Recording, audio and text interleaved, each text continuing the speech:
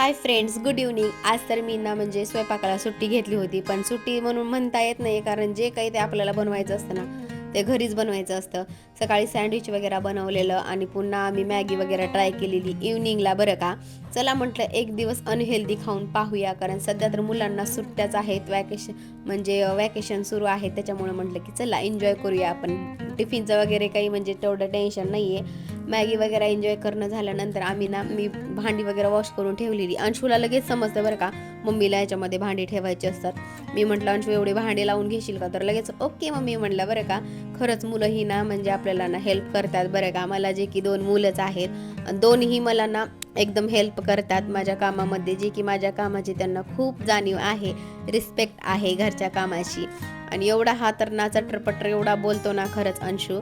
आणि हे पहा, रात्री आणलं होतं भाजीपाला, जे की आम्हाला स्वच्छ असा निवडून ठेवायचा होता, आणि जेव्हाचा तेव्हा केल्यानंतर ना थोडं आपलं काम ना सोपं होऊन जातं. फायनली मी कोथिंबीर वगैरे व्यवस्थित निवडून ठेवलेली आहे.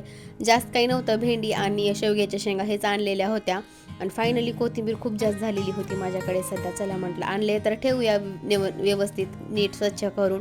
आणि सध्याला ना मी ही सिरीज ना खूप एन्जॉय करते. तुम्हाला माहिती आहे का? मला नक्की सांगा, नवीन आलेली आहे. बाय.